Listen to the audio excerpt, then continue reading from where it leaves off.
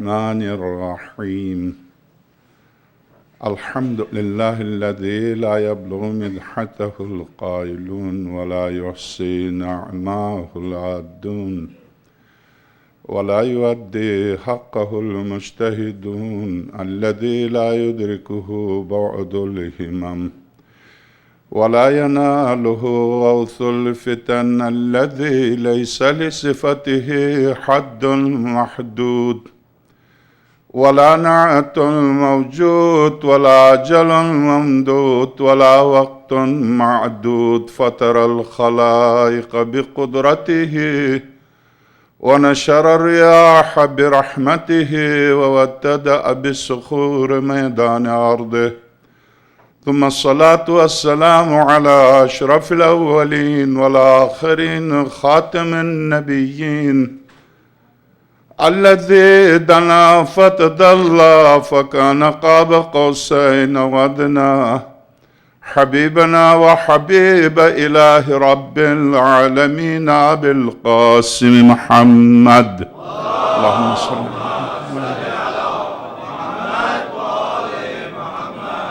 وعلى آله الأطيبين الأطهرين الغر الميامين المحجلين الذين أذهب الله عنهم الرجس وطهرهم تطهيرا اللهم صل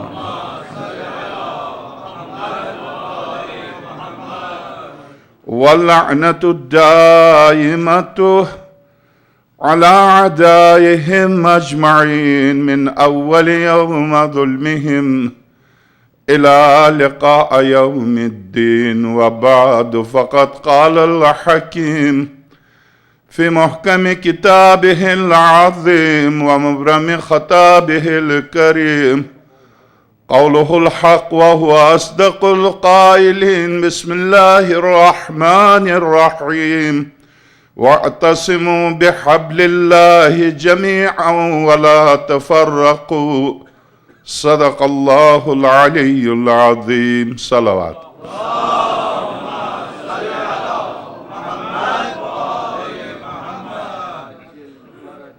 آج کی یہ گفتگو اپنے موضوع کے اعتبار سے میری خواہش ہے کہ ہر مومن اس پر توجہ دے، آپ پوری توجہ سے سنیں، چونکہ اس موضوع پر باقاعدہ عنوان کے طور پر مجلس کے طور پر اس موضوع پر گفتگو ایک مکمل گفتگو ہونی چاہیے تاکہ آئندہ میری جو تقاریر ہیں ان سے متعلق مزید کوئی مومن یا کوئی مومنہ پریشان نہ ہوں، یہ سوال نہ کریں، کیونکہ کل کی گفتگو سے متعلق اور موضوع سے متعلق کچھ سوالات تھے جن کی مناسبت سے صرف آج کی تقریر کے لیے میں نے یہ منتخب کیا، اور واقعاً وقت کی ضرورت بھی ہے، اس میں کوئی شک نہیں ہے۔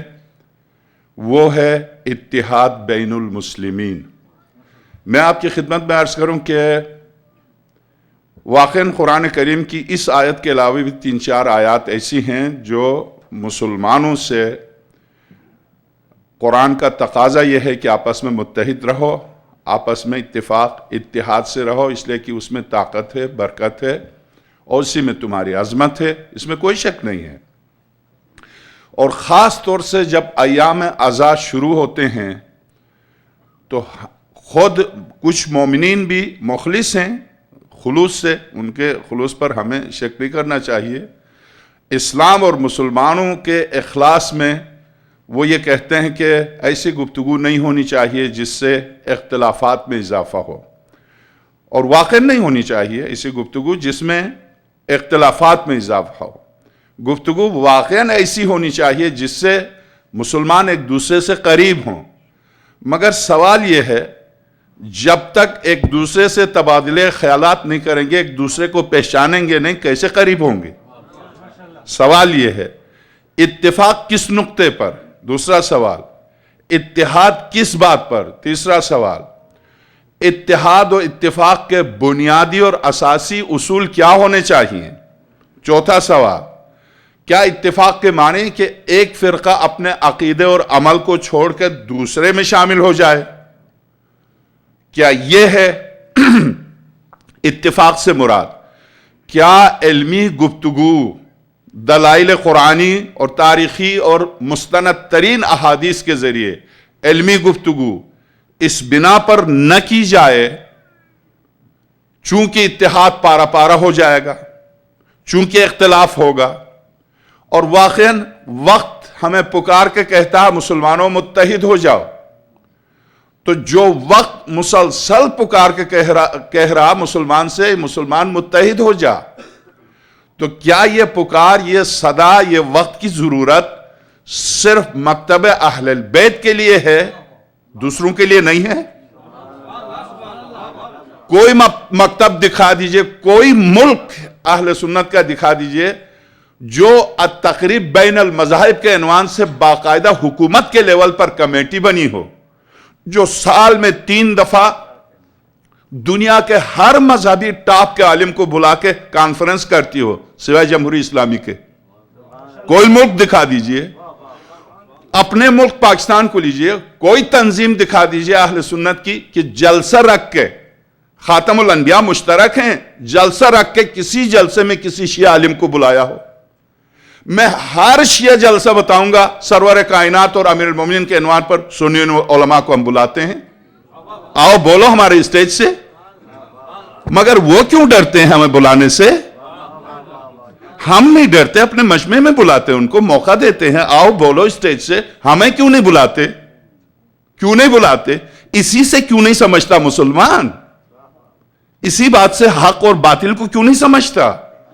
ہم سب کو بلا رہے ہیں، سب ہمیں کیوں نہیں بلاتے؟ اتحاد کی ضرورت کیا صرف جب محرم کا چاند نظر آتا ہے تو اتحاد کی ضرورت نظر آ رہی ہے؟ سال بھر اتحاد کی ضرورت نہیں ہے؟ ابھی 70 وہابی علماء نے شیعوں کے خلاف فتویٰ دیا، کیا آپ سمجھتے ہیں کہ آل سعود کی اجازت کے بغیر کسی سعودی عالم نے یہ فتویٰ دیا ہوگا؟ وہاں تو پتہ بھی نہیں ہلتا آل سعود کی اجازت کے بغیر۔ مدینہ مسجد پیغمبر کے پیش نماز کو منبر سے اتار کے عبداللہ نے تھپڑ مارا تھا 4 سال پہلے۔ جو مجمع کے سامنے پیش نماز کو اتار، مسجد نبی کے پیش نماز کو اتار کے سب کے سامنے تھپڑ مارے، مجال ہے اس مولوی کی دوبارہ جا کے گفتگو کرے؟ کیا ان کی اجازت کے بغیر، اس حکومت کی اجازت کے بغیر 70 علماء نے متفقوں کو فتویٰ دیا شیعہ کافر ہیں؟ وہ فتویٰ دیں اور مجھے اتنا بھی حق نہ ملے کہ میں یہ ثابت کروں کہ نہیں میں مسلمان ہوں؟ عجب ہے۔ کیا میری خاموشی ان کے اس باطل پر مہر تصدیق نہیں ہے؟ کیا میں خاموش رہوں؟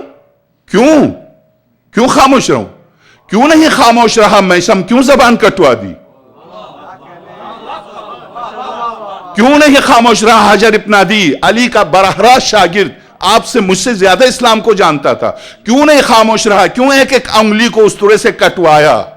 کیوں ذبح ہو گیا؟ کیوں گدی سے زبان نکال دی گئی؟ حق گوئی کی منزل پر خاموش رہنا شرافت نہیں ہے، اسے حدیث نے گنگا شیطان کہا۔ قول الحق، حق گوئی کی منزل آ جائے، کٹ جائے۔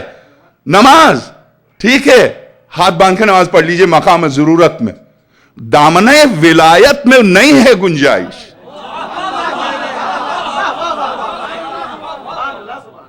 نہیں ہے گنجائش وہاں۔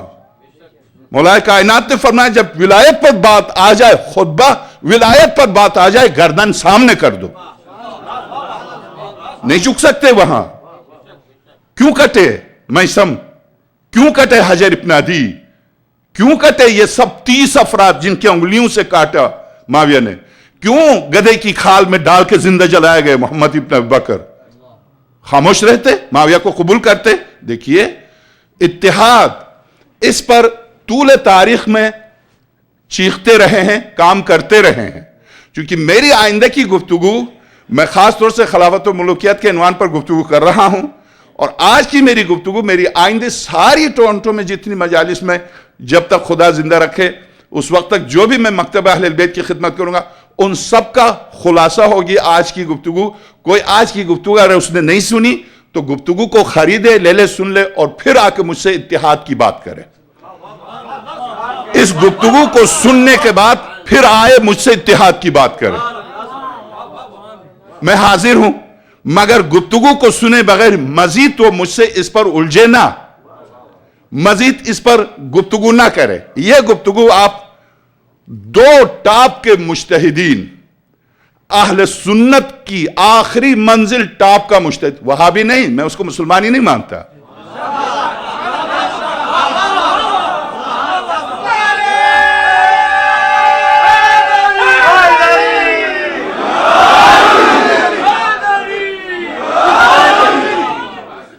मुसलमानों के दो टॉप के मुज्तहिदीन की गुफ्तगू है इस मौजू पर, जो मैं आज एक एक लफ्ज पेश करूंगा। आप पूरी तवज्जो से सुनिए। मुझ जैसे हजारों तालिब इल्म शायद इस मुज्तहिद के जिसने यह मुनाजरा किया है कि कब्श उठाने के काबिल हों, इतने बड़े मुज्तहिद ने यह गुफ्तगू की है। इनकी यह किताब मजहब अहले बैत के नाम से उर्दू में है। यही वो किताब है जिसने तेजानी को हक का रास्ता दिखाया। यही वो किताब है जिसने मिस्र के जामिउल अजहर के 1100 साल पुरानी दुनिया की सबसे बड़ी यूनिवर्सिटी के वाइस चांसलर से मुनाजरा किया। उस मुनाजरे पर मुश्तमिल ये गुफ्तगू है और उनके खुतूत हैं, जवाब है। मजहब अहले बैत के नाम से उर्दू में है, द राइट पाथ के नाम से इंग्लिश में है, और यही किताब अल मुराजात के नाम से अरबी में है, और यही किताब हकजो और हकशनास के नाम से फारसी में है। इस वक्त मेरे उर्दू में हाथ में, मेरे उर्दू में है ये मजहब अहले बैत के नाम से। ये किताब दो टॉप के, इस्लाम के दो टॉप के मुज्तहिदीन के दरमियान मुनाजरे की किताब है। और यही वो किताब है जिसमें शाम के काजी उल कुज्जात को शिया बनाया।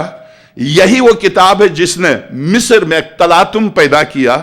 यही वो किताब है जिसने आज तक इसका जवाब नहीं बन सका और नहीं बन सकता, नहीं बन सकता। क्यों नहीं बन सकता? इसका जवाब अभी एक आलिम दीन शेख बुशरा, मिस्र, जामिउल अजहर, दुनिया इस्लाम का सबसे बड़ा इदारा, 100 साल पहले, आज से 100 साल पहले इन दोनों मुज्तहिदीन के आपस में मुनाजरा हुआ।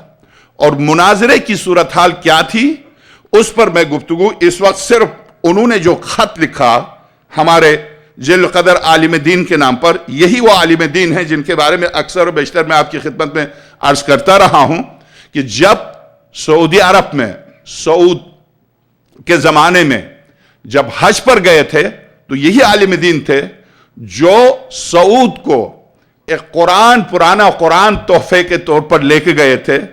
और हमारा कोई भी आलिम कोई काम करता है तो जालिम की खुशनुदी मकसद नहीं, बस जालिम को झुकाना मकसद होता है। तोहफा लेके गए थे उसे खुश करने के लिए नहीं, उस बहाने से उसके नजरिए को मिटाने के लिए।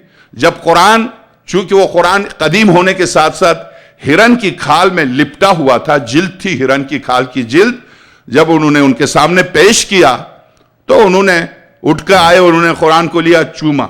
जैसे ही चूमा मकतब अहले बैत, जैसे उन्होंने चूमा तो इन्हीं ने कहा आपने शिर्क किया, आपने शिर्क किया।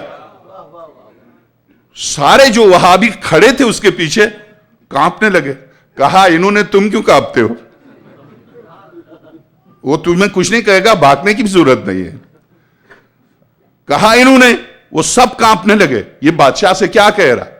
आपने शिर्क किया। मैंने क्यों शिर्क किया? आपने हिरन की खाल को क्यों चूमा? कहा हिरन की खाल को इसलिए चूमा कि अंदर कुरान है।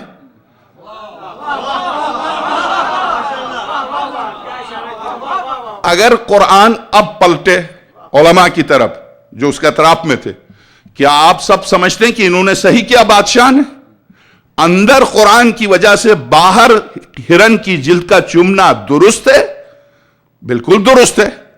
तो अंदर अगर हुरूफ की वजह से बाहर हिरन की जिल्द चूमना दुरुस्त है, तो वमा अरसलनाका इल्ला रहमतन लिल आलमीन की जरी का चूमना कैसे ना जायज है? कैसे ना जायज है? जरी जो चूमता है पैगंबर की वजह से चूमता है, लोहे की वजह से थोड़ी चूमता है। कुरान की वजह से हिरन की खाल तो चूमी जा सके, रहमतुल लिल आलमीन की वजह से लोहा ना चूमा जा सके। क्यों? अगर वो शिर्क है तो ये भी तो शिर्क है। अब ना उनके पास जवाब ना इनके पास जवाब। उसी शख्स ने इसी जल कदर आलिम की इस गुफ्तगू पर कहा था आज के बाद आजाद कर दो, चूमने दो। نہیں روکو، جنت البقیع کا دروازہ کھولو. جس بیٹی کے دروازے پر رسالت 9 دفعہ دن میں کھڑی ہو کے سلام کرتی تھی، کرنے دو.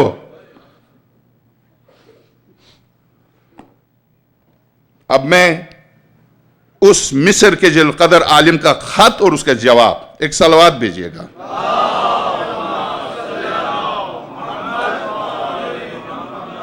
مکتوب نمبر 1، پہلا خط. میرا سلام ہو شریف النفس عالم بزرگ جناب عبدالحسین شرف الدین موسوی اور ان پر خدا کی رحمت و برکت ہو. جناب عالی میں زمانہ گزشتہ میں شیعوں کے، غور کیجئے گا، یہ وائس چانسلر، یہ وہ شخص ہے جو 2 دفعہ وائس چانسلر ہوا جامعۃ الازہر کا، ورنہ ایک ہی دفعہ وائس چانسلر ہوتا. ابھی جو طنطاوی وائس چانسلر ہے، ابھی مصر کے سارے علماء نے دستخط کر کے دے دیے ہیں حسنی مبارک کو کہ اس کو ہٹا دو، کیونکہ یہ اصول اسلامی کے خلاف جا رہا ہے. فرانس نے جب فتویٰ طلب کیا حجاب کے خلاف تو اس نے فرانس کی حمایت میں فتویٰ دیا، جس کی وجہ سے فرانس نے قانون بنا دیا اور اسی کو دلیل بنا کے مکتب اہل البیت سے ہٹ جائے تو یہی ہوگا. اس نے اسی کے فتویٰ کی بنا پر فرانس نے باقاعدہ قانون بنایا کہ حجاب ایک لا بن گیا کہ حجاب نہیں پہن سکتی بچی، حجاب نہیں پہن سکتے پبلک، خاص طور سے اسکولوں میں، کالجز میں اسی کے کہنے پر. اور اس نے اور بھی بہت سے غلطیاں کیا جن کو گن کے فہرست مرتب کی، اور جامعہ الازہر کے سارے علماء نے حکومت کو پیش کیا، ابھی یعنی تقریباً 4 دن پہلے کا واقعہ پیش کیا کہ اس کو ہٹا دو. طنطاوی جو اس وقت یعنی معتدل مزاج ہے، مکتبہ اہل البیت اگرچہ مزاج کے اعتبار سے اور مطالعے کے اعتبار سے، جب یہ 70 وہابی علماء کا فتویٰ آیا تو پہلا شخص یہی تھا طنطاوی جس نے کہا کہ تمہیں تو حق ہی نہیں پہنچتا، تم جاہل ہو، تم نے فتویٰ کیسے دیا. یہی طنطاوی تھا، چونکہ پڑھا لکھا PhD ہے، اس میں کوئی شک نہیں ہے، مگر یہ کہ علم اپنی جگہ پر ہے، عمل اپنی جگہ پر ہے. اسی لیے مولا کائنات کا یہاں ایک خطبہ ہے، خطبے کا اقتباس بھی دیا ہے. بہت سے ایسے عالم ہیں، علم تو رکھتے ہیں مگر عمل سے دور ہیں. تو علم میں کوئی شک نہیں ہے کہ وہ پڑھا لکھا انسان ہے. اسی ادارے کا 100 سال پہلے جو اس ادارے کا وائس چانسلر تھا، اس شیخ الاسلام نے، میرا سلام ہو شریف النفس عالم بزرگ جناب عبدالحسین شرف الدین موسوی اور ان پر خدا کی رحمت و برکت ہو. جناب عالم میں زمانے گزشتہ میں شیعوں کے اندرونی مسائل سے باخبر نہیں تھا اور نہ مجھے ان کے سلوک اور رفتار کی خبر تھی، کیونکہ میری نہ کسی کے ساتھ نشست و برخاست تھی اور نہ ان کے عوام الناس کے اندرونی حالات کا میں نے جائزہ لیا تھا. مجھے یہ شوق تو تھا کہ میں ان کے بزرگان کی تقریر سنوں، لیکن عام پبلک سے ہمیشہ میں دور رہا، نہ ان کے افکار و آراء سے بحث کی، نہ ان کے نظریات میں مداخلت کی. البتہ جب خداوند عالم نے مجھے یہ توفیق عطا کی کہ میں آپ کے علوم و معارف کے سمندر کے کنارے پہنچوں اور ساغر لبریز سے اپنی پیاس بجھاؤں، تو میں بحمدللہ آپ نے نہایت شیرین پانی سے مجھے سیراب کیا، میری علمی تشنگی کو دور کیا اور علوم الہی کے شہر حضرت محمد صلی اللہ علیہ وآلہ وسلم اور باب مدینۃ العلم حضرت علی مرتضیٰ علیہ السلام جو آپ کے اجداد کرام تھے، ان کے معارف سے مجھے اس طرح سیراب کیا، غور کیجئے گا، اس طرح سیراب کیا کہ اس سے زیادہ شیرین جام کسی پیاسے کو نہ ملا ہوگا اور نہ کسی بیمار کو ایسی شفا ملی ہوگی، نہ کسی بیمار کو ایسی شفا ملی ہوگی جیسی شفا مجھے آپ کے بحر زخار سے ملی. میں لوگوں سے سنتا رہتا تھا کہ آپ شیعہ حضرات اپنے سنی بھائیوں سے ملنا پسند نہیں کرتے، ان سے اجتناب کرتے ہیں، تنہائی کو پسند کرتے ہیں اور ہمیشہ گوشہ نشینی اختیار کیے رہتے ہیں، اور اسی قسم کی باتیں میں سنا کرتا تھا.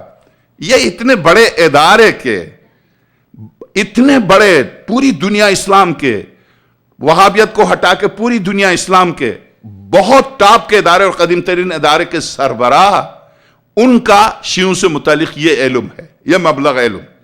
تیجانی بالکل یہی جملے تیجانی لکھتا ہے جو اپنی پہلی کتاب Then I was guided، پھر میں ہدایت پا گیا، اس میں لکھتا ہے کہ میں جب اس بغداد کے اسٹوڈنٹ، یونیورسٹی کے اسٹوڈنٹ سے میں نے معلوم کیا کہ تم واقعاً مسلمان ہو، ہم تو سنتے تھے تم علی کو خدا مانتے ہو.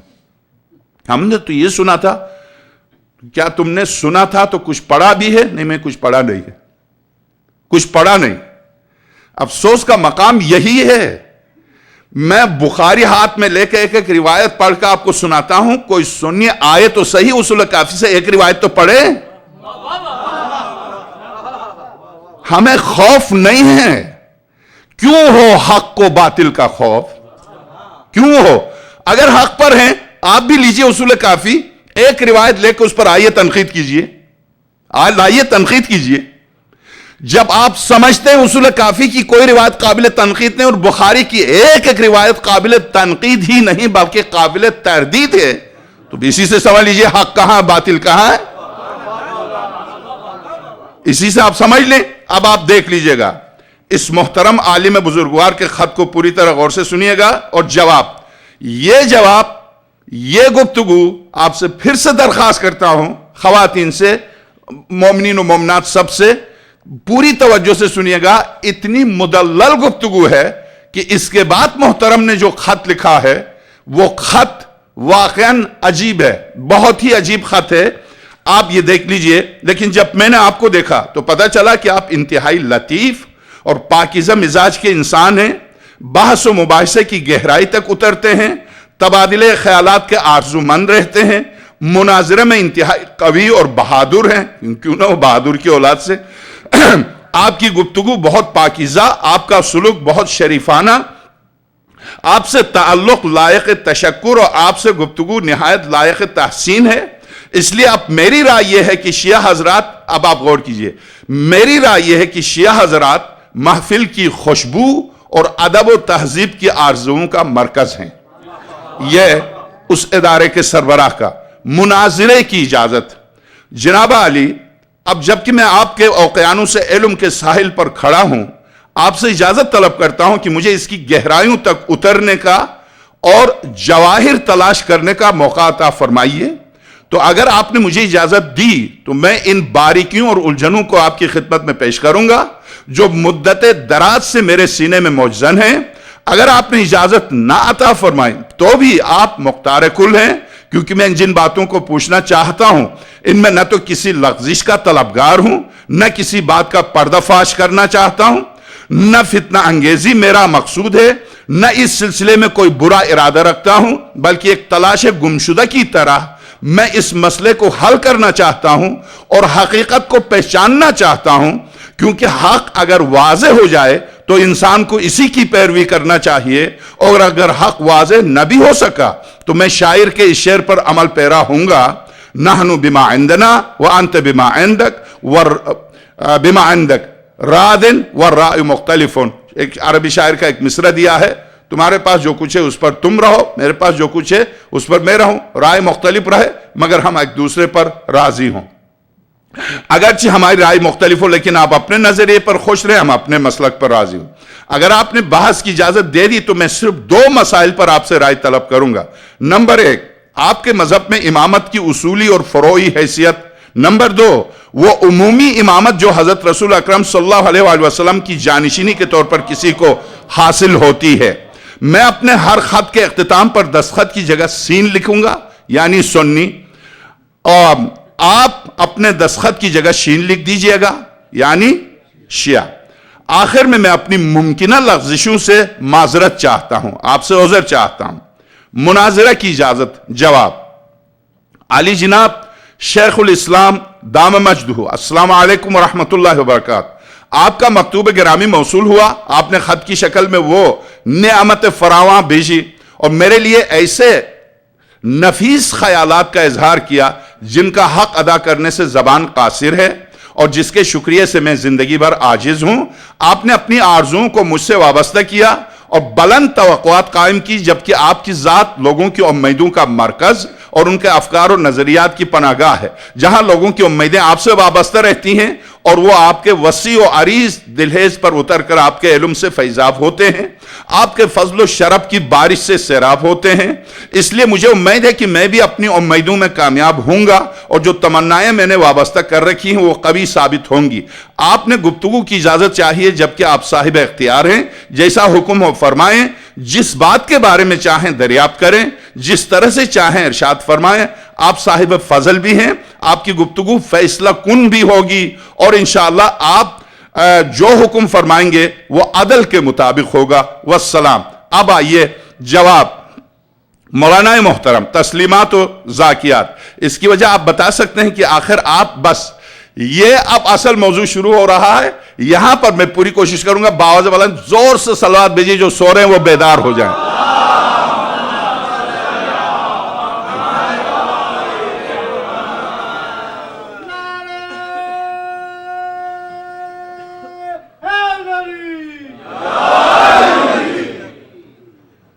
اب اصل موضوع یہاں سے, شیعہ بھی حضرات اہل سنت کا مسلک کیوں نہیں اختیار کر لیتے؟ شیعہ اہل سنت کا مسلک کیوں نہیں اختیار کر لیتے؟ مولانا محترم, تسلیمات و زاکیات, اس کی وجہ آپ بتا سکتے ہیں کہ آخر آپ لوگ بھی وہی مذہب کیوں نہیں اختیار کر لیتے جو جمہور مسلمین کا مذہب ہے؟ جمہور مسلمین کا مذہب یہ ہے کہ وہ اصول دین اور عقائد میں, بخدا آپ غور کیجئے گا, یہ نقطے سارے کے سارے ایسے نقطے آ رہے ہیں, آپ واقعاً یعنی اس سے پہلے اس کی بات کی مجالس سے آپ خواہ ناراض بھی ہوں, آپ راضی ہو کے چلے جائیں گے, خوش ہو کے چلے جائیں گے. آپ سے درخواست کرتا ہوں اب آپ پوری توجہ سے سنیے گا جملے.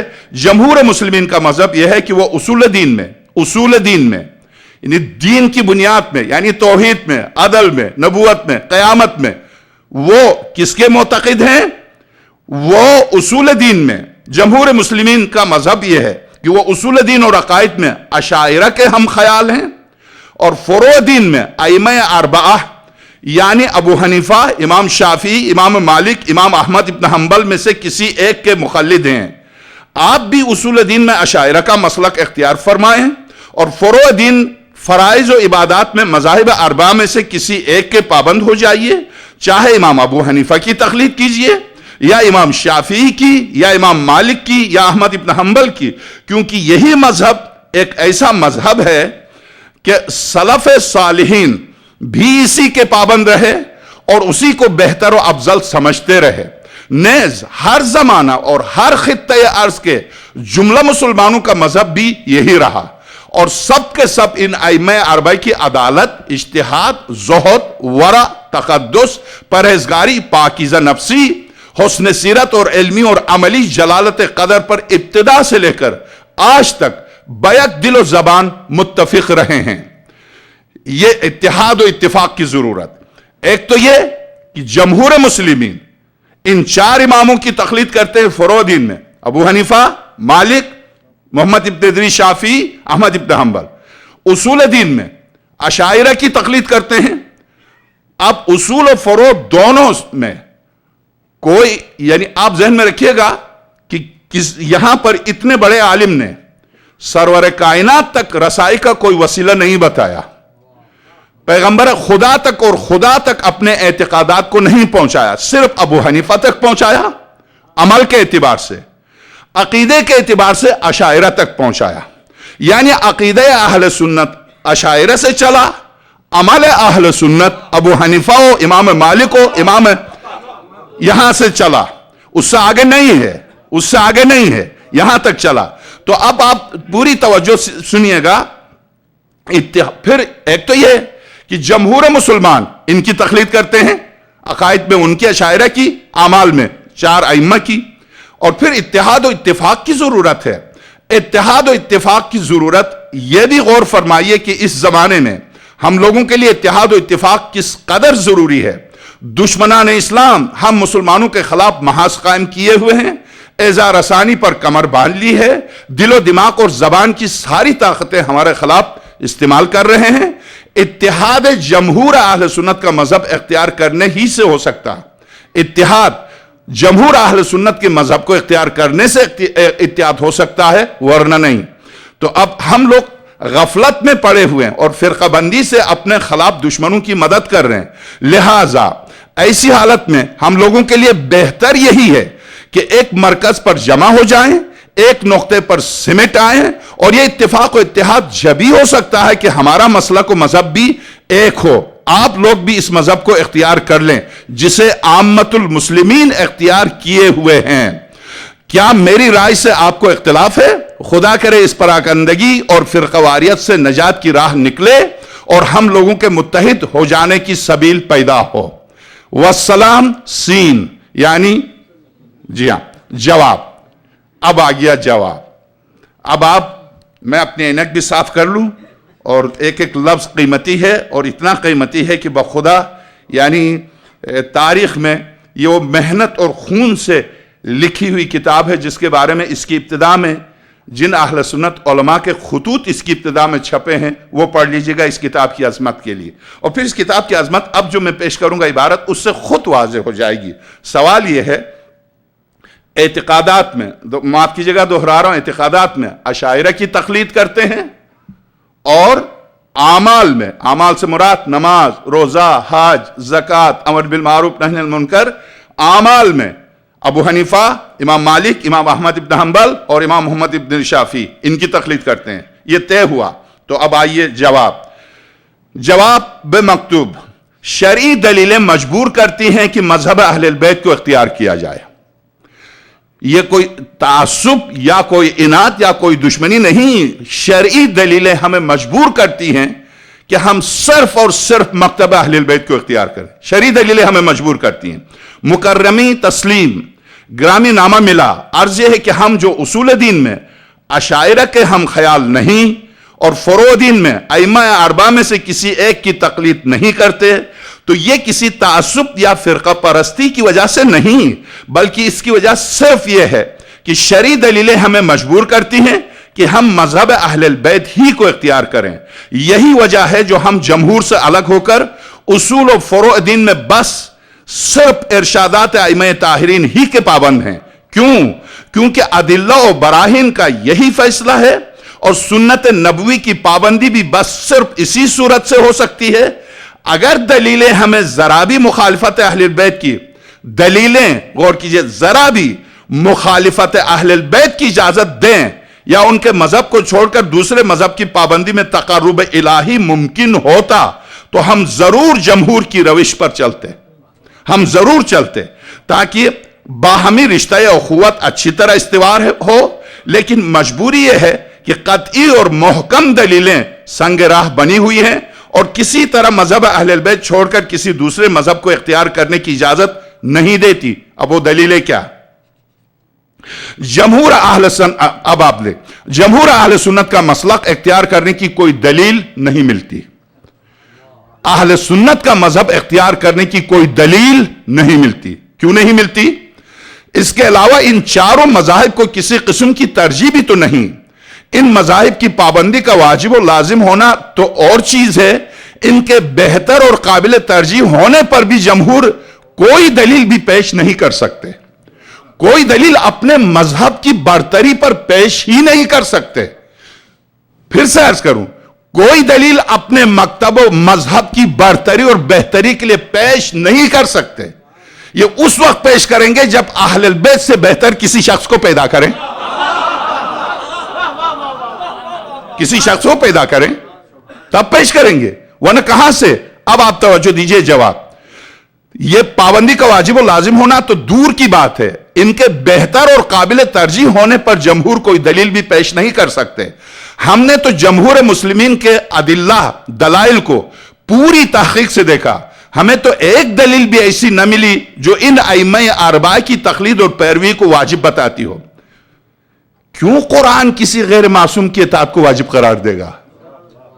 کیوں قرآن کہے گا آپ سے کہ تم مجھے آگے کر کے اس کی تقلید کرو، جبکہ میں قرآن اور خدا کی نظر میں گناہگار ہوں؟ تو کسی گناہگار کی اطاعت دوسرے پر کیوں فرض قرار دے گا؟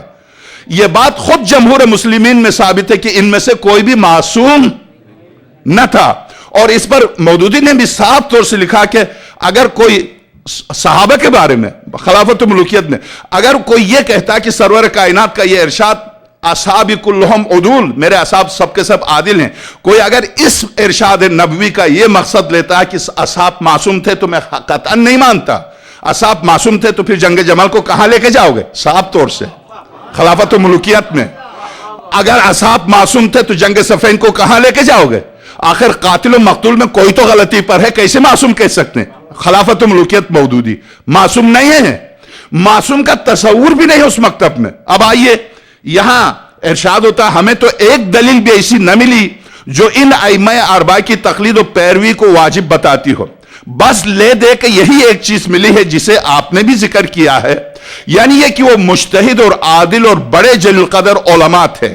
لیکن یہ سوچنے کی بات ہے کہ اجتہاد، امانت، عدالت، جلالت علمی یہ انہی چاروں بزرگوں کے ساتھ مخصوص کیوں ہے؟ انہی چاروں کے ساتھ مخصوص کیوں ہے؟ اجتہاد، امانت، عدالت، جلالت علمی انہی چاروں بزرگوں کے ساتھ مختص تو نہیں، انہی میں منحصر تو نہیں، لہذا معین طور پر فقط انہی کی پیروی اور انہی کے مذاہب میں سے کسی نہ کسی ایک کا پابند رہنا واجب کیوں کر ہو جائے گا؟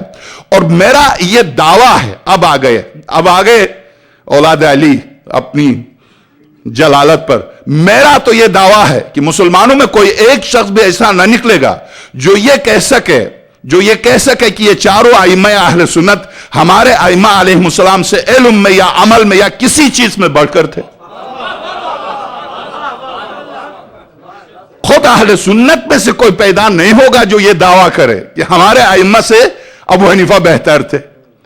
خود اہل سنت مصر کا اسی جامعہ کا وائس چانسلر کا اسسٹنٹ عبد الفتاح عبد المقصود مصری، ان کے علاوہ 10 مصریوں نے کتاب لکھی، امام صادق صلوات اللہ علیہ وسلم، ابو حنیفہ پر کتاب لکھی، امام مالک پر کتاب لکھی، احمد ابن حنبل پر کتاب لکھی، امام محمد ابن شافعی پر اس کی پوری زندگی پر کتاب لکھی، آخر میں حضرت امام صادق پر کتاب لکھی۔ جب امام صادق سلام اللہ علیہ پر کتاب لکھی تو اس کتاب کا مقدمہ دیکھ لیجئے گا۔ مجھے افسوس ہے کہ جس کو سب سے پہلے مجھے لکھنا چاہیے تھا اس کو میں نے آخر میں کیوں لکھا؟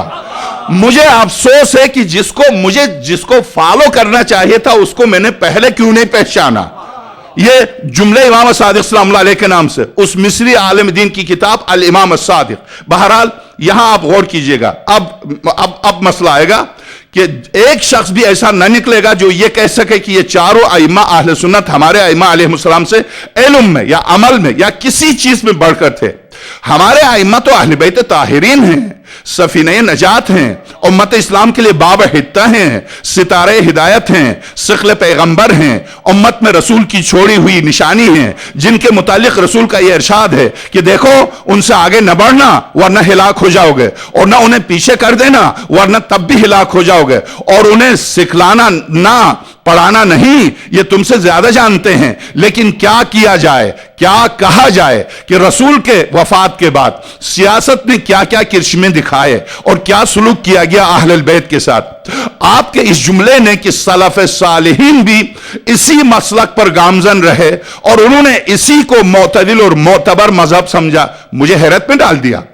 اور شاید آپ نہیں جانتے کہ مسلمانوں میں تقریباً آدھی تعداد شیعوں کی ہے، اور شیعہ آل محمد کے سلف و خلف اس زمانے سے لے کر شیعہ اس زمانے تک، پہلی صدی ہجری سے لے کر اس 14ویں صدی تک مذہب اہل البیت کے پابند ہیں۔ شیعہ مسلک اہل البیت کی اتباع اور عہد امیر المومنین اور جناب سیدہ سے کر رہے ہیں، جبکہ نہ اشعری کا وجود تھا نہ ائمہ اربعہ میں سے کوئی عالم وجود میں تھا۔ تو اب مزے کی بات اب آئے گی جس کے لیے آپ انتظار کر رہے ہیں، وہ نقطہ اب آئے گا۔ آئیے، اس کے علاوہ زمانے پیغمبر سے قریب اس کے علاوہ زمانے پیغمبر اکرم صلی اللہ علیہ وآلہ وسلم سے قریب زمانہ کے مسلمان، خواہ شیعہ ہو یا سنی، انہوں نے ان مذاہب اربعہ میں سے کسی ایک کو اختیار نہیں کیا، ان میں سے کسی ایک کے پابند ہی نہیں ہوئے، اور ان مذاہب کو وہ اختیار بھی کرتے تو کیسے، جبکہ ان مذاہب کا اس زمانے میں وجود بھی نہ تھا۔ اشعری، اب آئیے اشعری، بس نوٹ کیجئے گا اس کو، خدا را آپ نوٹ کیجئے گا، غلط ہو تو آپ فون کیجئے، آپ بالکل منبر پر میں ہوں کھڑے ہو کے ٹوکیے مولانا کیوں غلط حوالے دے رہے، تو اس بنا پر آپ نوٹ کیجئے گا۔ اب نقطہ آ رہا جو اصل نقطہ جس کی خاطر میں پسینے میں تر ہو کے یہ پڑھ کے سنا رہا ہوں آپ کو، اب یہ نقطہ آ رہا، عقائد میں کس کے مقلد ہیں؟ اشاعرہ کے، اشعری کے۔ اعمال میں کن کے مقلد ہیں؟ چاروں اماموں کے۔ بار بار نام کی ضرورت نہیں ہے، کیا تقدس ہے جو منبر سے لیتا رہو، ان میں سے کسی ایک کے پابند. اچھا، اس کے علاوہ زمانے پیغمبر سے قریب زمانے کے مسلمان، خاص شیعہ ہوں یا سنی، انہوں نے ان مذاہب اربعہ میں سے کسی ایک کو بھی اختیار نہیں کیا. ظاہر ہے پیغمبر اکرم کے زمانے سے لے کر بنوئے کا 85 سال، اب سن خود ہی بتا رہے ہیں، میں سن بتاتا چلوں. ان مذاہب کو وہ اختیار بھی کرتے تو کیسے، جبکہ ان مذاہب کا اس زمانے میں وجود بھی نہ تھا. اشعری اصول دین میں آپ لوگ جن کے پیروی کرتے ہیں، کب پیدا ہوا؟ سن 270 میں. اشعری جس کی اصول دین میں اہل سنت تقلید کرتے ہیں، پیدا کب ہوا؟ سن 270 میں. میرا سوال یہ ہے 270 سے پہلے سنی کوئی تھا ہی نہیں، تم کہاں سے آ گئے؟ اس لیے کہ وہاں اشعری تھا نہیں. سن 270 ہجری میں پیدا ہوا. سوال یہ کہ اس سے پہلے تمہارا عقیدہ کیا تھا؟ بتاؤ تو صحیح. کیا 270 تک جو مسلمان تھے وہ مسلمان ہی نہیں تھے تمہاری نظر میں؟ ان کا کیا ہوا؟ اشعری پیدا ہوا کب؟ سن 270 میں. جن لوگوں کے پیرو ہیں وہ پیدا ہوا سن 270 ہجری میں پیدا ہوئے اور سن 320 میں انتقال کیا. ظاہر ہے کہ 270 کے قبل کے مسلمان عقائد میں اشعری کیسے ہو سکتے ہیں؟ وہ اشعری کیسے ہو؟ اشعری کا وجود بھی نہیں، اس کے باپ کا وجود نہ اس کے دادا کا وجود. 270 سال بعد تو اس کے پابند کیسے ہو سکتے ہیں جو اب یہ عالم وجود پہ نہیں آیا؟ اب اشعری کیسے کہے جا سکتے ہیں؟ احمد ابن حنبل سن 164 ہجری میں پیدا ہوا. احمد ابن حنبل سن 164 ہجری میں پیدا ہوا. ظاہر ہے جو حنبلی ہیں سن 164 سے پہلے کوئی مسلمان حنبلی ہو ہی نہیں سکتا، اس لیے کہ پیدا ہی نہیں ہوا. تو سن 164 ہجری کے پہلے مسلمانوں کو آپ کیا کہیے گا؟ حنبلی نہیں ہے. درست. شافعی ہو سکتا ہے شافعی ہوں، پیدا ہوا اور سن 241 میں انتقال کیا. ہو سکتا ہے شافعی ہوں، تو کہتے ہیں شافعی سن 150 ہجری میں پیدا ہوئے اور سن 204 میں انتقال کیا. تو سن 150 ہجری تک شافعی نام کا کوئی شخص نہیں تھا. تو جب وہ شخص ہی نہیں تھا تو اس شخص کے نام سے کوئی مکتب بھی نہیں تھا. تو اب آپ ثابت کیجئے کہ آپ مسلمان ہیں بھی یا نہیں. اب آگے چلیے اس جل قدر عالم کے ساتھ ساتھ امام مالک سن 95 میں پیدا ہوئے اور سن 170 میں انتقال کیا. امام ابو حنیفہ سن 80 میں پیدا ہوئے اور سن 150 میں انتقال کیا. خدا کے لیے اب لکھتے ہیں، خدا کے لیے انصاف تو فرمائیے کہ جب اصول دین میں آپ کے پیشوا اشعری سن 270 میں پیدا ہوں، فروع دین میں آپ کے ائمہ اربعہ ابتدائے زمانے اسلام سے اتنے زمانے کے بعد عالم وجود میں آئے، پھر اس سے پہلے کے مسلمانوں کے متعلق یہ کہنا کیوں کر رہا ہے کہ وہ بھی انہی مذاہب اربعہ کے پابند تھے؟ وہ کیسے ان مذاہب کے پابند تھے؟ اور ان کا مذہب بھی وہی تھا جو آج کل جمہور مسلمین کا تھا. ہو ہی نہیں سکتا. آج ہندوستان پاکستان میں حنفی ہیں اور سن 80 ہجری سے پہلے کوئی حنفی تھا ہی نہیں. اس سے پہلے کوئی مالکی تھا نہیں، کوئی حنفی نہیں تھا، کوئی حنبلی نہیں تھا. اب آپ دیکھ لیجئے جمہور مسلمین، ہم شیعان اہل بیت تو ائمہ اہل بیت کے پیرو ہیں، اور آپ لوگ یعنی جمہور مسلمین اہل بیت کو چھوڑ کر صحابہ اور تابعین صحابہ کے پیرو ہیں.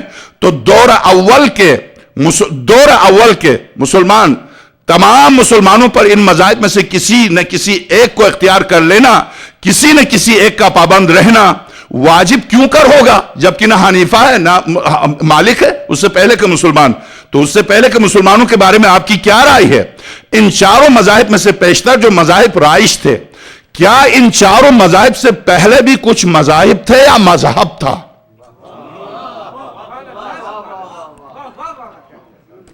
ابو حنیفہ کے فقیہ بننے سے پہلے، مالک ابن انس کے فقیہ بننے سے پہلے، محمد ابن ادریس کے فقیہ بننے سے پہلے، احمد ابن حنبل کے فقیہ بننے سے پہلے، کہ پہلے ایک مذہب تھا یا کئی مذہب تھے؟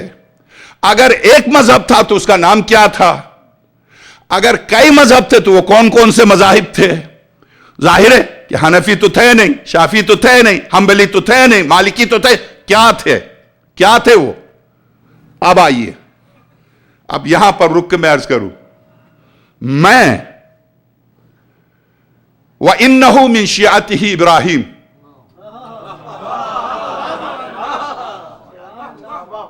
قرآن کریم نوح کے واقعے کو بیان کرتے کرتے کرتے آ کے ابراہیم پر جب آیا قرآن تو کہا نوح کے شیعوں میں سے ابراہیم تھے. تو پتہ چلا نوح کے زمانے سے شیعہ چلا رہا, تو اس وقت تھا بھی نہیں.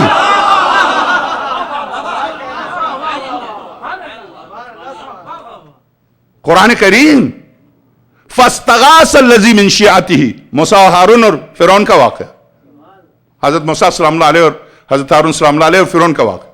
فاستغاث الذی من شیعتہ, استغاثہ کیا اس نے جو موسیٰ کا شیعہ تھا. تو پتہ چلا شیعہ موسیٰ کے زمانے میں, شیعہ ابراہیم کے زمانے میں, شیعہ نوح کے زمانے میں. اب آئیے صواعق محرقہ ابن حجر مکی کی مکتبہ اہل البیت کے خلاف سب سے اہم کتاب قرار دی جانے والی کتاب, جہاں پر سورہ بینہ کے بارے میں دیکھیے خیر البریہ سے کون مراد ہیں. خیر البریہ ابن حجر مکی کی کتاب جو تردید شیعہ میں لکھی گئی, اور اسی طرح سے ینابع المعدد سلیمان ابن ابراہیم قندوزی حنفی کی کتاب, جہاں تفسیر کبیر فخر الدین رازی, تفسیر کشاف زمخشری, تفسیر جلال الدین سیوطی کی تفسیر در منصور, کسی بھی سنی کی تفسیر اٹھا کے دیکھیے سورہ بینہ کی آخری آیت سے پہلی آیت کا ترجمہ کیا ہے, اولئک ہم خیر البریہ. مومنین کا اوصاف بیان کرتے کرتے مختصر سی آیت, یہی ہے کائنات کی بہترین و افضل ترین مخلوق. تو مولا کائنات جب تشریف لا رہے تھے اور اس آیت کی تفسیر سرور کائنات زبان رسالت سے بیان فرما رہے تھے, تو وہ کون ہے یا رسول اللہ خیر البریہ؟ تو میں نے حوالے دے دیے کتابوں کے. سرور کائنات نے فرمایا فوالذی بیدہ نفسی, اس ذات کی قسم جس کے قبضے قدرت میں علی کی جان ہے. یہ جو آ رہا علی, یہ اور اس کے شیعہ ہیں خیر البریہ. تو پیغمبر کی زندگی میں شیعہ موجود, پیغمبر کی زندگی میں شیعہ موجود, کوئی سنی دکھا دے,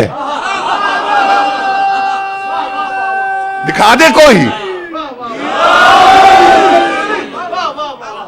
دکھا دے سنی نا. سرور پتہ چلا نوح کے زمانے میں شیعہ, ابراہیم کے زمانے میں شیعہ, موسیٰ کے زمانے میں شیعہ, خاتم الانبیاء کے زمانے میں شیعہ. درست؟ کوئی بتا دے کسی نبی کی امت میں کوئی سنی پیدا ہوا, کوئی بتا دے. یہ نام کس نے رکھا, کب سے چلا؟ خود نام کس نے رکھا, کب سے چلا؟ یہ خود ایک تفصیل ہے. اب آگے چلیے, جب آپ تھک جائیں تو مجھے اتار لیجئے.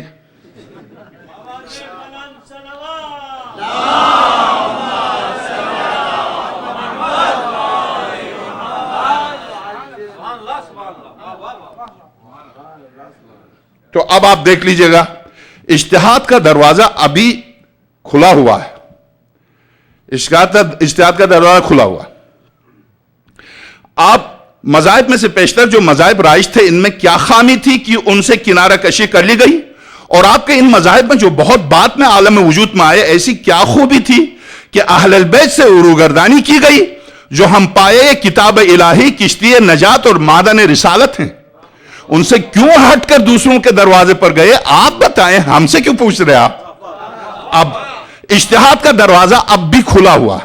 یہ بھی غور طلب امر ہے کہ اجتہاد کا دروازہ اب کیوں بند ہو گیا جبکہ ابتدائی زمانے اسلام میں پارٹوں پارٹ کھلا ہوا تھا.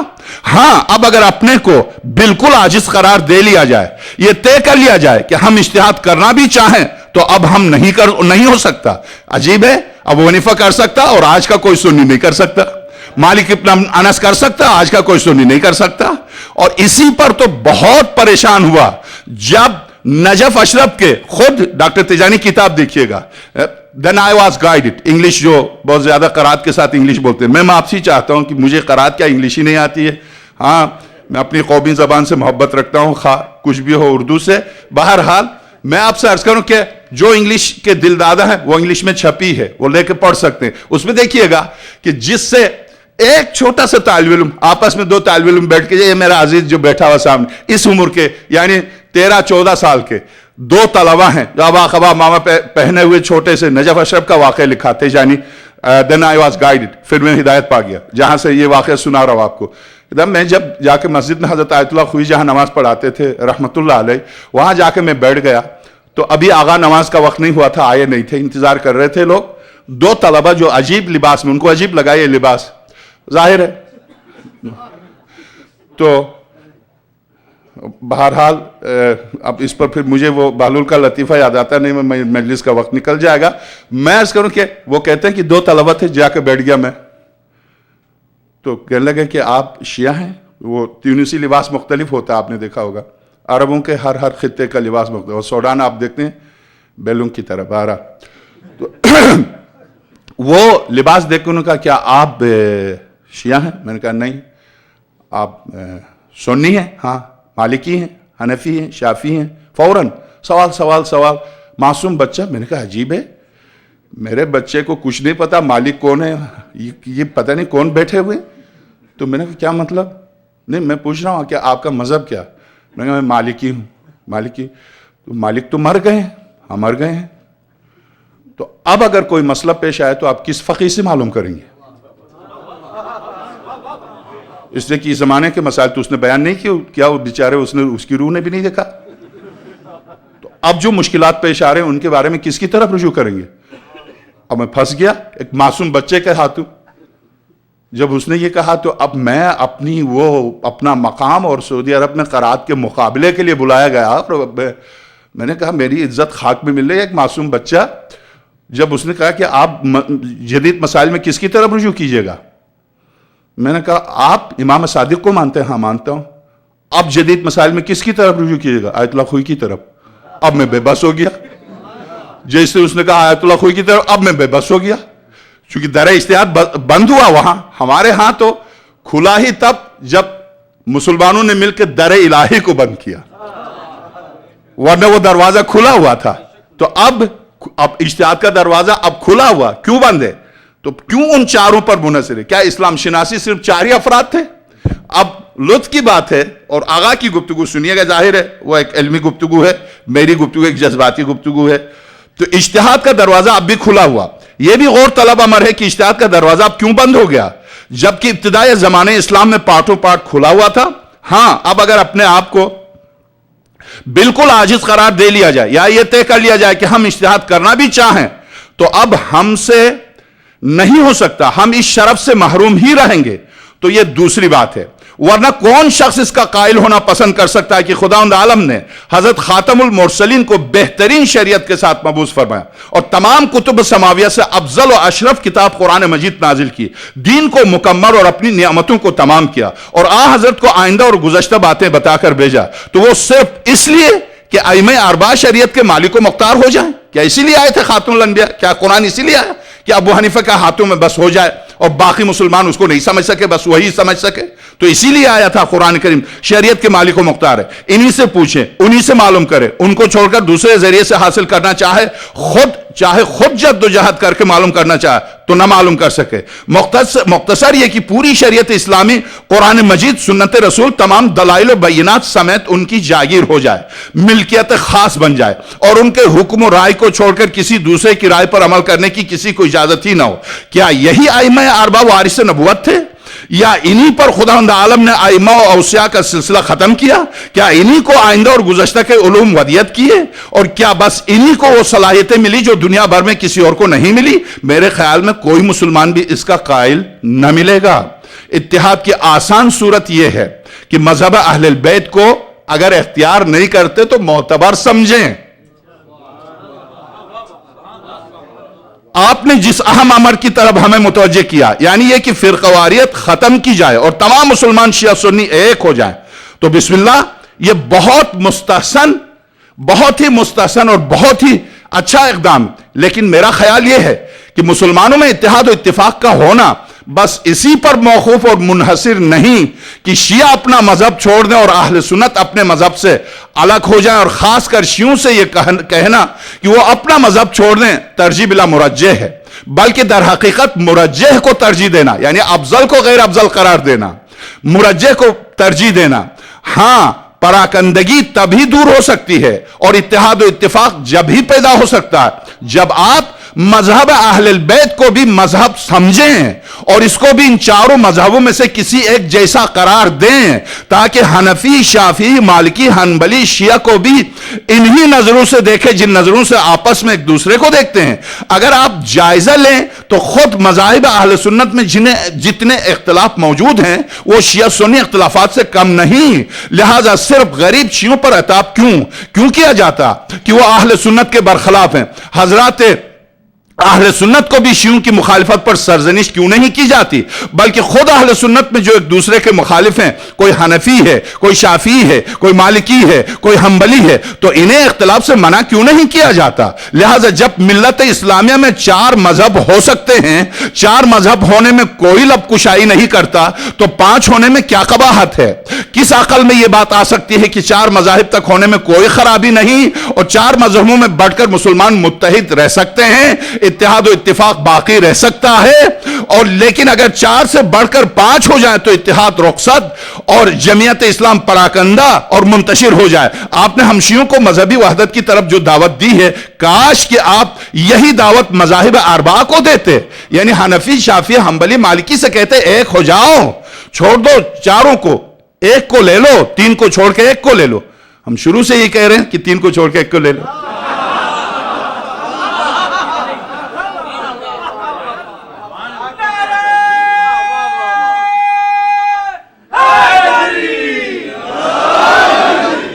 ہم 1400 سال سے فریاد کر رہے ہیں کہ 3 کو چھوڑے ایک کو لے لو، مسئلہ ہی ختم۔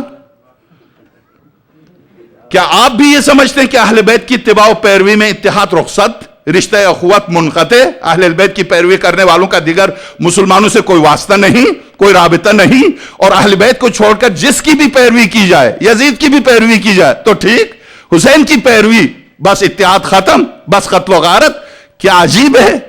کیا چھوڑ کر جس کی بھی پیروی کی جائے، جسے بھی امام بنا لیا جائے، دل ملے رہیں گے، عزائم ایک رہیں گے، چاہے مذاہب مختلف ہی کیوں نہ ہو، رائے ایک دوسرے کے برخلاف ہی کیوں نہ ہو، خواہشیں ایک دوسرے سے متضاد ہی کیوں نہ ہو؟ میں تو یہ سمجھتا ہوں کہ آپ کا بھی یہ خیال نہ ہوگا، نہ آپ کو رسول کا اہل بیت سے اتنی پرخاش ہوگی، اب پھنسا دیا اس کو، اب نہ اتنی پرخاش ہوگی کہ آپ تو دوستدار قرابتداران پیغمبر ہیں، آپ اقربائے پیغمبر کے دوستدار ہیں، آپ یہ کیوں بات کر رہے ہیں؟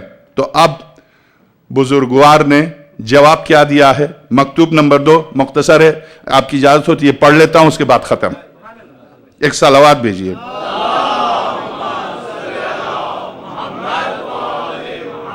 مولانا محترم تسلیم، آپ کا مفصل گرامی نامہ ملا، اس میں شک نہیں کہ آپ نے اصول و فروع دین دونوں میں جمہور کے مذہب کی پیروی واجب نہ ہونے کی بہت تفصیل سے بیان کیا، اجتہاد کا دروازہ ہنوز کھلے رہنے کو بھی تشفی بخش طور پر ثابت کیا۔ آپ نے گرامی نامہ میں ان دونوں مسئلوں پر ایسے ناقابل رد دلائل براہین اکٹھا کر دیے۔ میں نے کہا تھا پہلے کہ چونکہ ابو حنیفہ پیغمبر کے بعد، مالک بعد، عقائد میں خاص طور سے عقائد میں سرور کائنات کی وفات کے 270 سال کے بعد ایک شخص پیدا ہو رہا اور عقائد میں آپ اس کے عقیدے کی پیروی کر رہے ہیں، اور پھر ہم کو دعوت دے رہے ہیں آئیے آپ بھی اس کی پیروی کیجئے۔ سبحان اللہ، عجیب ہے، عجیب واقعاً۔ وہ مومن جو آشنا ہو اپنی تاریخ سے، لطف آئے گا اس کو دوسرے سے بات کرتے ہوئے۔ آپ کو دیکھتے ہی اگر آہستہ سے موڑتے تھے تو زور سے گردن موڑیں گے، بھاگ جائیں گے، اس لیے کہ نہیں، بنیاد نہیں ہے، اساس نہیں ہے، اساس نہیں ہے۔ 270 سال کے بعد ایک شخص پیدا ہو رہا، اشعری اس کا نام ہے، عقائد میں آپ اس کی تقلید کر رہے ہیں۔ کہاں گئے عقائد پیغمبر کے لائے ہوئے؟ کہاں گئے عقائد سرور کائنات کے لائے؟ کہاں گئے عقائد قرآن کے دیے ہوئے؟ کیا توحید کے سلسلے میں قرآن میں کوئی خامی تھی جو آپ نے اشعری کے عقائد کو مانا؟ اب آپ معلوم ہوا کہ ائمہ اہل بیت ہی کی پیروی واجب و لازم ہے۔ اب آپ دیکھیے کہاں تک لے کر آیا آغا، اس خط نے کیا کام کیا؟ اس خط میں نے آپ سے پوچھا تھا کہ آپ لوگ بھی وہی مذہب کیوں اختیار نہیں کر لیتے جو جمہور مسلمین کا مسلک ہے، تو آپ نے یہ فرمایا اس کا سبب ادلہ شرعیہ ہیں، آپ کو چاہیے تھا اس چیز کو ذرا تفصیل سے بیان کرتے.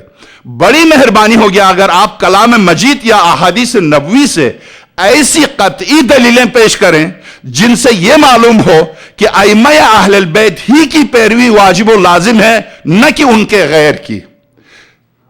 یہ خط ہے اور اس کا جواب کل.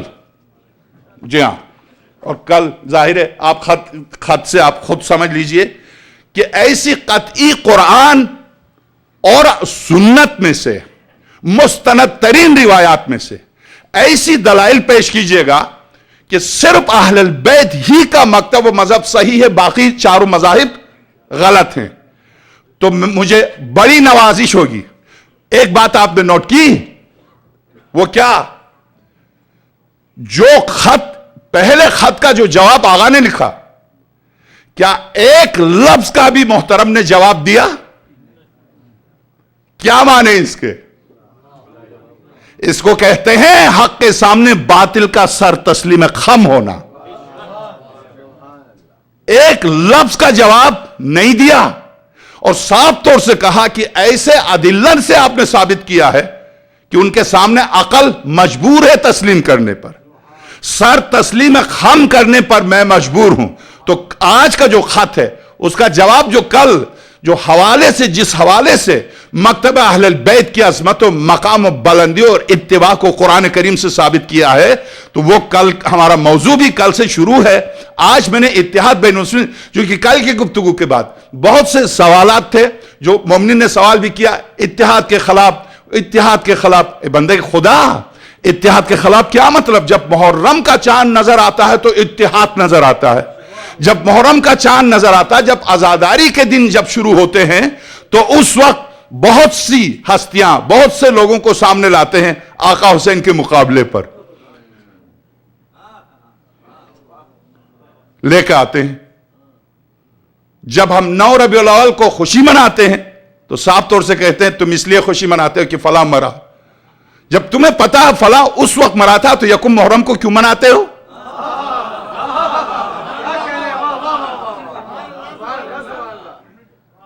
نہ ان کی موت کا پتہ نہ زندگی کا پتہ، زبردستی. بس محرم حق و باطل کے درمیان فرق کا کوئی کیا جانے کربلا کیا ہے، کیا پتہ چلتا؟ وہ آخر کربلا نہ ہو. کربلا کے ذہن سے کربلا کے تصور کو اگرچہ ہم نہیں ہٹا سکتے، ایک منٹ کے لیے ہٹا کر آپ اپنے آپ کو دیکھیں، کہاں یہ مجمع ہوتا، کہاں یہ گفتگو ہوتی، ہم کہاں ہوتے؟ اشعری کے پاس 270 سال کے بعد کا پیدا شدہ، ابو حنیفہ کے پاس. مگر یہ کربلا ہے، یہ کربلا ہے جس نے نہ صرف اسلام کو بقا بخشی، نہ صرف خداوند عالم نے احسان، کہ پروردگار عالم نے بار بار اس کا ذکر کیا، من ذا الذی یقرض اللہ قرضا حسنا. کون ہے آقا صاحب جو قرض حسن پر گفتگو کرتے تھے؟ کون ہے جو بارگاہ الہی میں قرض حسنہ دے؟ قرض حسنہ ایک تو ہے کہ دین کی بقا میں آپ نے دینی اداروں کی مدد کی، جیسے ادارہ ہے اس کی مدد کی، حالانکہ آپ کو واپس ملے گا یہیں پر زندگی میں واپس ملے گا، اور وہاں آپ کو 17 گنا ثواب بھی ملے گا، یا چونکہ فری دینے میں $1 کے مقابلے میں 10 گنا ہے، قرض دینے میں $1 کے مقابلے میں $17 ہے. کیوں؟ قرض دینے میں لینے والے کی عزت بھی محفوظ رہی اور تمہارا سرمایہ بھی واپس ملا. عزت کا خیال رکھا اسلام نے. فری دینے میں آبرو عزت کا مسئلہ ہے، عزت نفس کا مسئلہ ہے مقابلے میں لینے والے، اگرچہ ادارے کے لیے نہیں ہے. مثلا آپ جا رہے ہیں روڈ پر ایک شخص ہاتھ پھیلا رہا، اس کی بات کر رہا ہوں. دینی ادارے ظاہر اس میں کوئی شخصی کام تھوڑی ہے کہ کسی شخص کی عزت کا مسئلہ ہے، تو دین کا مسئلہ ہے، دینی تبلیغ و ترویج کا مسئلہ. مگر یہ کہ اگر ایک شخص آتا ہے آپ کے سامنے ہاتھ پھیلاتا، آپ نے $1 دیا اس کو صدقے کے طور پر، مدد کے طور پر، غذا کے لیے، اس $1 کے مقابلے میں اسلام میں 10 ہیں. صریح قرآن کی آیت، 10 گنا ملے گا آپ کو بارگاہ الہی. مگر اگر آپ قرض حسنہ کسی کو دیتے ہیں تو $1 کے مقابلے میں 17 ملے گا، 17 گنا ملے گا. تو اب آپ یہ بتائیے قرض حسنہ کی حدیں ہیں. ایک یہ کہ آپ مال کے ذریعے کسی ادارے کی کسی شخص کی مدد کریں.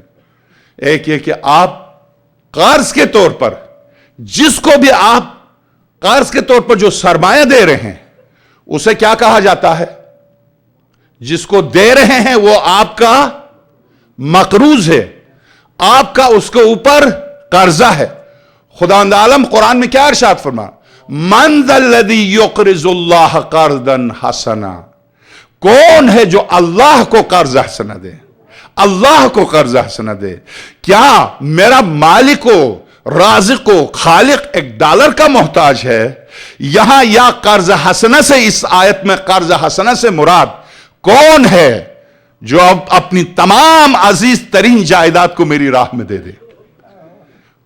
اور یہ کہ عزیز ترین جائیداد کو راہ خدا میں دے. خدا ان اللہ یحب المحسنین، خدا بہت زیادہ دوست رکھتا ہے محسنین کو، احسان کرنے والوں کو. کیسا احسان؟ کس طرح کا احسان؟ اپنی ساری جائیداد لٹا دے دین کی بقا کے لیے، دین کی عظمت کے لیے. اے پروردگار یہ سب کچھ تیرا دیا ہوا ہے. بس میرے عزیز، کل چونکہ محرم کی پہلی تھی، کل اتوار، آج اتوار جو تھا پہلا محرم کی پہلی تاریخ تھی اتوار کو، اور آج کی شب دوسری شب ہے، شب دوسری ہے.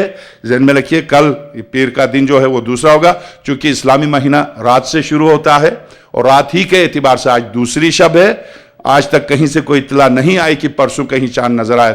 آج دوسری شب ہے.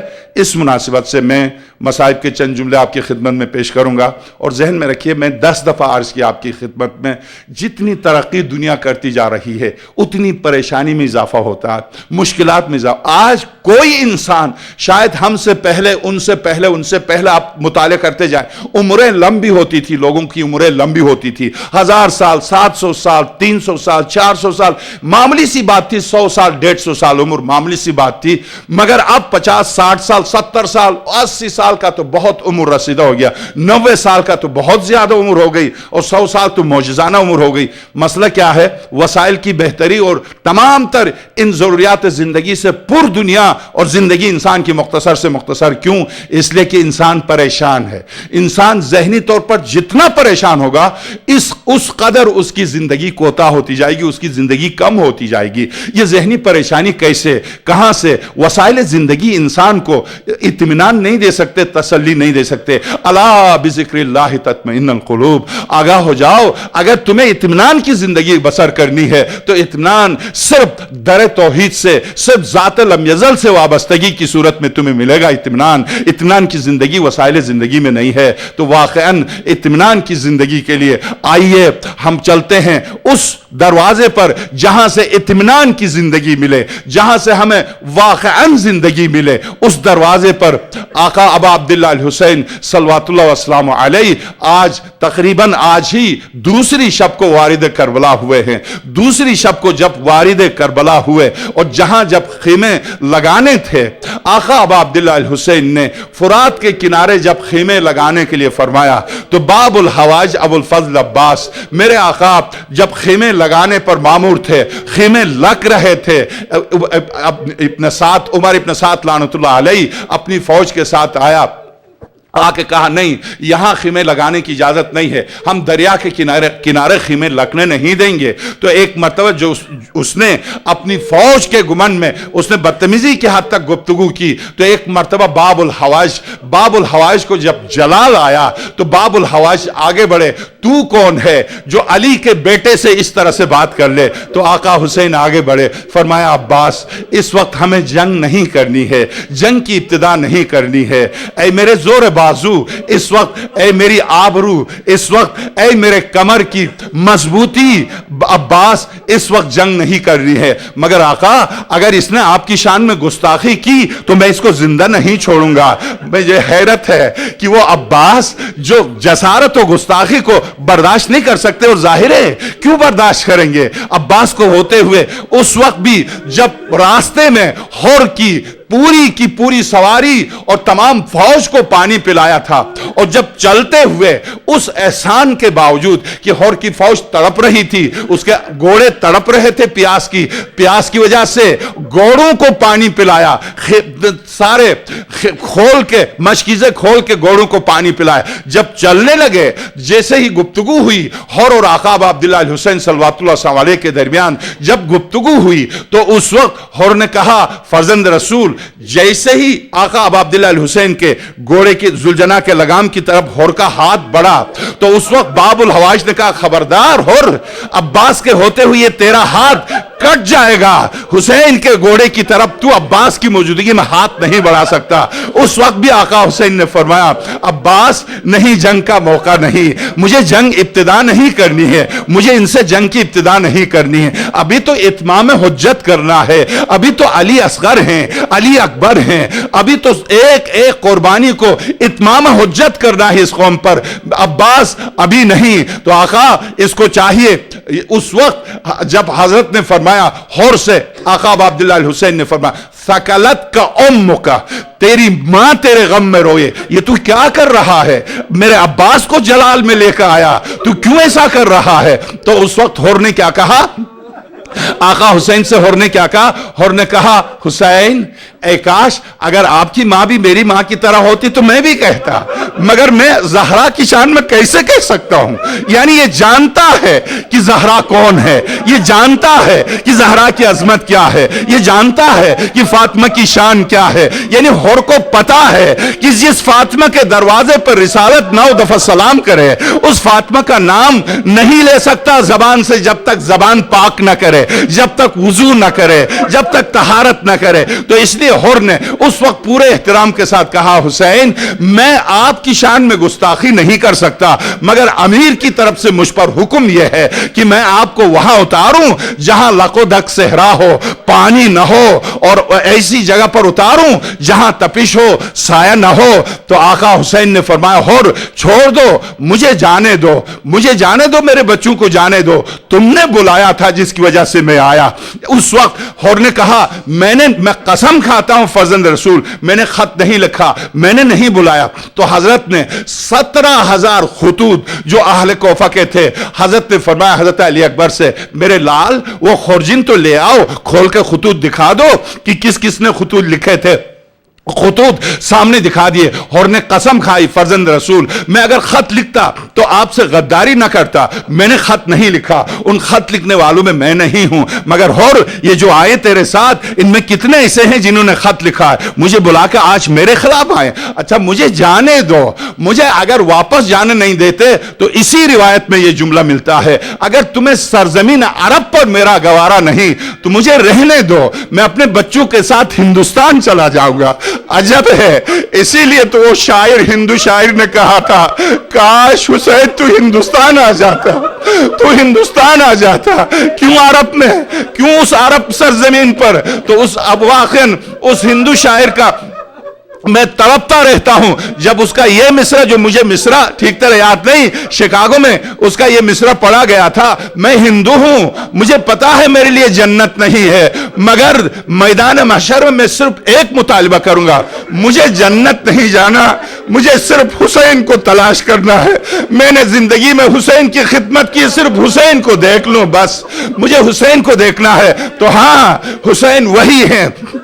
अब जब हौर ने कहा कि मैंने खत नहीं लिखा, तो आका इमाम हुसैन ने फरमाया, हौर तुमने खत नहीं लिखा, छोड़ दो, मैं अपने बच्चों के साथ वापस जाऊंगा। तुम राजी नहीं हो, मुझे जंग करने की जरूरत नहीं, मैं वापस जाऊंगा। मगर हौर ने कहा, फर्जंद रसूल मैं मजबूर हूं। इसी बिना पर हौर के बारे में अहले करबला में इख्तिलाफ था, इसी वाकये की वजह से। बाहर हजरत चले, जब बाबुल हवाइज आगे बढ़े थे हौर की तरफ, तो उस वक्त आका अबा अब्दुल्लाह अल हुसैन ने एक इशारा फरमाया था। इशारा ये फरमाया था, अब्बास अभी वक्त नहीं आया है, वक्त आएगा ये हमारा है। ये जुमला हजरत का, ये इरशाद गिरामी हौर की अजमत और हौर की जियारत पर भी एक जुमला मिलता है आका इमाम हुसैन का। जब हौर आया है करबला में, हौर जब आया आका इमाम हुसैन की बारगाह में आया है, तो सुबह आशूर को नमाज फजर पढ़ने के बाद जब सब अपनी अपनी तैयारी कर रहे थे, तो उस वक्त जब हौर आया है اور جب چلا رات بھر وہ 7,000 سپاہیوں کا سردار، اور جب رات بھر جاگتا رہا تو اس کے پاس کے خیمے والوں نے کہا اگر ہم سے پوچھا جاتا کہ دنیا اسلام میں شجاعت ترین انسان کون ہے اور ہم تمہارا نام لیتے تم سے آگے نہ بڑھتے. یہ کیا دیکھ رہے ہیں تم رات بھر، کیوں پریشان ہو، کیوں اس طرح سے تڑپتے ہو، باہر نکلتے ہو اندر چلے جاتے ہو، اور کیا آنکھوں میں آنسو تھے؟ کہا میں تڑپتا ہوں، مجھ سے نہ پوچھ، مجھ سے نہ پوچھ. وہی خیمہ اس کے پاس، اس کے ساتھ جو خیمہ تھا وہ کہتا کاش اگر اس وقت ہور کہتا تو میں بھی ہور کے ساتھ حسین کی خدمت میں چلا جاتا. ہور نے اپنا راز نہیں بتایا مگر اس وقت بتایا جب حسین کی طرف چلنے لگے تو ہور سے پھر میں نے پوچھا ہور یہ تو کیوں تڑپ رہا؟ تجھے نہیں پتا رات بھر میں نے کیا دیکھا، تجھے نہیں پتا رات بھر میں نے کس کو تڑپایا، تجھے نہیں پتا رات بھر کس دکھیاری ماں کو میں نے دیکھا ہے جو میرے خواب میں آ کے کہتی ہے اور میرے بچوں نے کیا بگاڑا ہے، جو پیاسے تڑپ رہے ہیں، کیا تجھے احساس نہیں ہے؟ ارے میں حق و باطل کے درمیان کھڑا ہوں، خدا کی قسم میں حق کے سوا باطل کو اختیار نہیں کروں گا. یہ کہہ کے جب بڑا ہے خیمگاہ آقا حسین کی طرف جب آیا ہے، باب الحوائج کو آقا عبداللہ الحسین نے استقبال کے لیے بھیجا. عباس مہمان آ رہا، جا کے استقبال کرو. آقا کون آ رہا اس وقت جبکہ چاروں طرف سے فوج نے محاصرہ کیا؟ ہاں عباس وہی آ رہا ہے، وہی آ رہا ہے جس نے راستے میں ہمیں روکا تھا. اور جی ہاں، اور میں استقبال، جی ہاں عباس استقبال کے لیے چلے جاؤ، وہ سامنے آ رہا. باب الحوائج جب آگے بڑھے اور آیا، آقا عباس کے قدموں پر گرا. آقا نے سر کو اٹھایا، اور اٹھو، اس نے کہ میرے آقا کا حکم ہے کہ میں تمہیں استقبال کروں. میرا استقبال، میرا استقبال، میرا جس نے ان معصوم بچوں کو تڑپایا، میرا استقبال کیوں؟ اے فرزند امیر المومنین مجھے معاف کر دو. باب الحوائج کے قدموں پر لیٹ کر، اور جب آقا نے فرمایا دیکھو اور معاف کرنے والا وہاں بیٹھا ہوا، تو چلا. باب الحوائج اٹھا کے لے گئے. مگر دوسری روایت نفس المحموم میں شیخ عباس خمی نے لکھا آقا حسین کے چہرے کو جیسے ہور نے دیکھا زمین پر گرے، زمین پر گرے، ہاتھوں سے چلنا شروع کیا.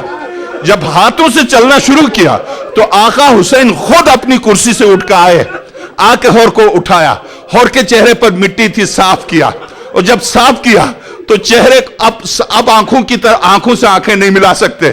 کہا آقا یہ جو زہرا کے معصوم بچے رونے کی صدائیں بلند ہو رہی ہے اس میں شریک ہوں، کیا مجھے میری معافی ہو سکتی ہے؟ تو حضرت نے فرمایا ہاں اور معافی ہو سکتی ہے، معافی ہو سکتی ہے، میں نے تجھے معاف کیا. اور یہ عظیم جملہ ہور کی زیارت پر جب آپ جائیں گے کربلا تو ہور کی زیارت پر آقا حسین کا یہ عظیم جملہ، ہور انت حر فی الدنیا والآخرہ، اے ہور تو تیری ماں نے جیسے نام رکھا ہے تو دنیا و آخرت دونوں میں آزاد ہے، میری طرف سے آزاد ہے اور تو بالکل آزاد ہے.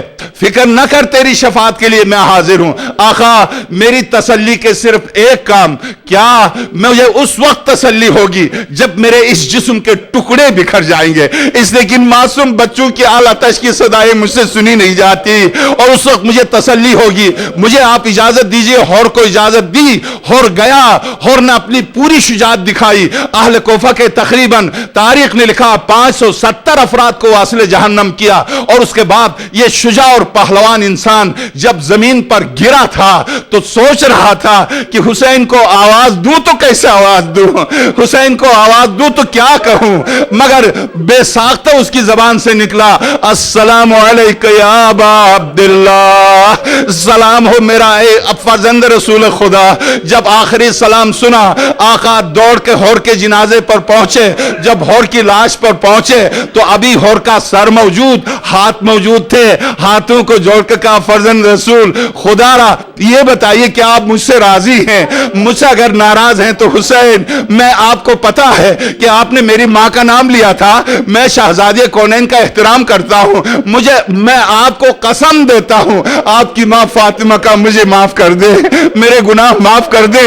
اور میں نے معاف کر دیا، میں نے معاف کر دیا. اور اس کے بعد ہور کے واقعے میں لکھا ہے، ہور کے واقعے میں لکھا کہ آقا نے जेब से एक रुमाल निकाला और रुमाल निकाल के सर दो तकसीम हो गया था हौर का, दो तरफ से फट गया था सर। रुमाल निकाला हजरत ने, उस सर को अपने रुमाल से बांधा, अपने रुमाल से बांधा। अब ये देखिए, इस पर शेख अब्बास क़ुमी की किताब है मनाजिलुल आखिरा, वो है तो मौत के मौजू पर, कब्र के मौजू पर कि कब्र में इंसान के साथ क्या होगा, उस मौजू पर है। मगर हैरत की बात है, इस रिवायत को मजलिसी ने भी दिया, शेख अब्बास क़ुमी ने भी दिया, शेख सदूक इब्न बाबोई ने भी दिया इस रिवायत को। वो रिवायत अजीब है। जब शाह अब्बास सफवी ने रोजे बनाए, आका हुसैन का रोजा बनाया, आका बाबुल हवाइज का रोजा बनाया, उसके बाद जब हौर का रोजा, चूंकि आप हजरात को जो गए उनको पता है, करबला से 5 मील दूर जाके गिरा था, जो मरकज करबला से 5 मील दूर जाके गिरा था, तो हौर का जनाजा नहीं लाया गया, वहीं पर दफन हुआ।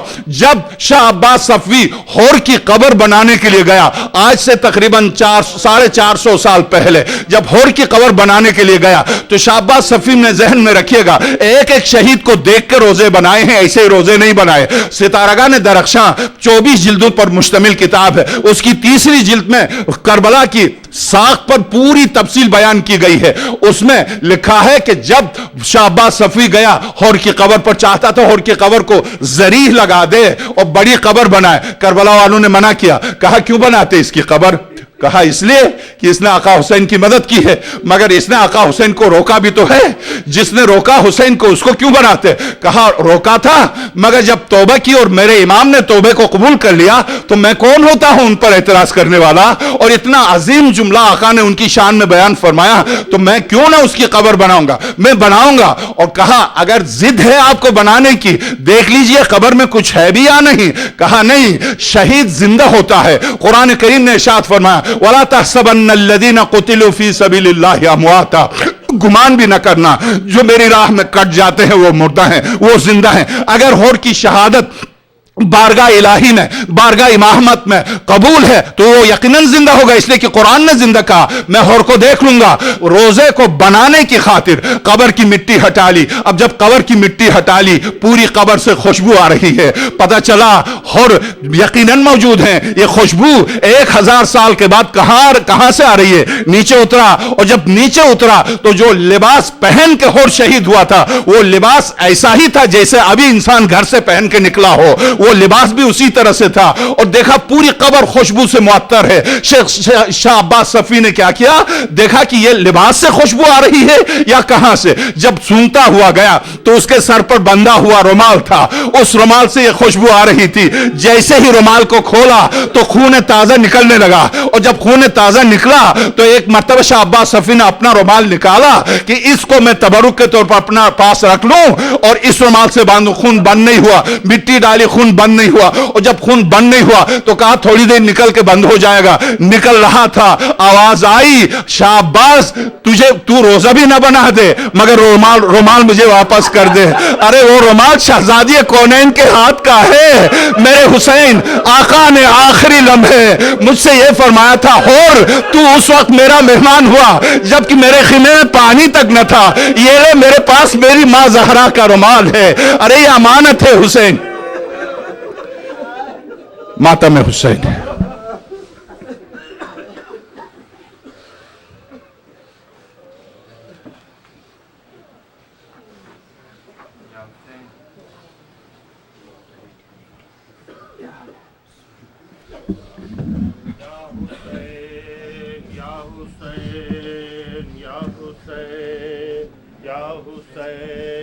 या हुसैन